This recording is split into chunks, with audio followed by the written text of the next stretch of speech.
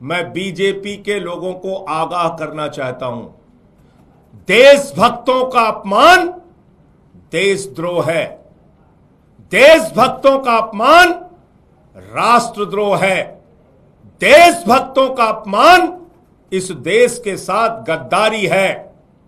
और तुम्हारी गद्दारी का इतिहास पूरा देश जानता है। 53 साल तक तुमने आरएसएस के मुख्यालय नागपुर में तिरंगा झंडा नहीं फहराया। 53 साल तक राष्ट्रीय ध्वज का अपमान किया तुमने। जिन लोगों ने राष्ट्रीय ध्वज फहराया उनके ऊपर 12 साल तक मुकदमे चलाए, 12 साल तक अदालत में लड़ाई लड़ी उनके खिलाफ। 53 साल भारत के तिरंगे झंडे का अपमान आरएसएस और बीजेपी के लोगों ने किया। ये तिरंगे को अपना झंडा नहीं मानते। संसद के अंदर राष्ट्रपिता महात्मा गांधी की प्रतिमा जहां लगी थी, संसद के अंदर बाबा साहब डॉक्टर भीमराव अंबेडकर जी की प्रतिमा जहां लगी थी, संसद के अंदर छत्रपति शिवाजी महाराज की प्रतिमा जहां लगी थी, पूरे देश के लोग वहां आते थे, देखते थे, नमन करते थे, सर झुकाते थे। वहां से वो प्रतिमा हटा दी गई।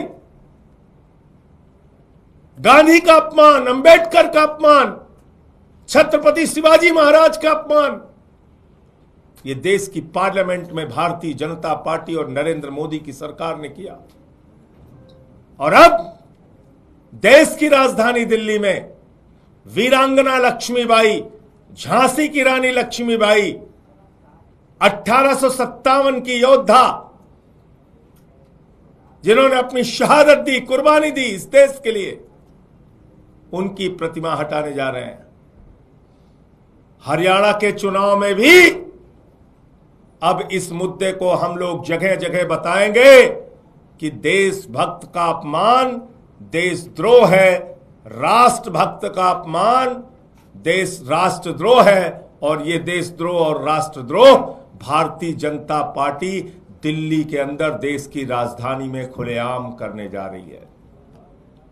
और दिल्ली के अंदर भी मुहिम चलाकर भारतीय जनता पार्टी और आरएसएस के लोगों को हम लोग बेनकाब करेंगे। ये काम होने नहीं देंगे। आप प्रतिमाओं को हटाते हैं, तुम्हारा कोई इतिहास नहीं।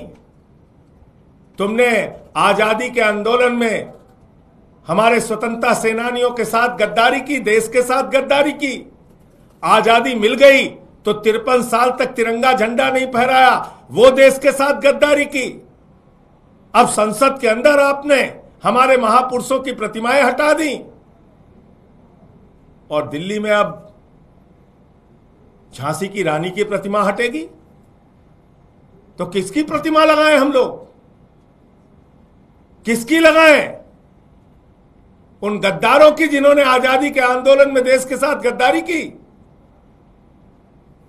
रानी लक्ष्मीबाई की प्रतिमा अगर दिल्ली के अंदर आरएसएस मुख्यालय के सामने से हटाई गई तो पूरे दिल्ली में भारतीय जनता पार्टी को हम लोग बेनकाब करेंगे और हरियाणा के चुनाव में भी इस मुद्दे को हम लोग जन जन तक पहुंचाने का काम करेंगे। यह अक्षम्य अपराध है, ये राष्ट्रद्रोह है, ये देशद्रोह है जो भारतीय जनता पार्टी दिल्ली में कर रही है।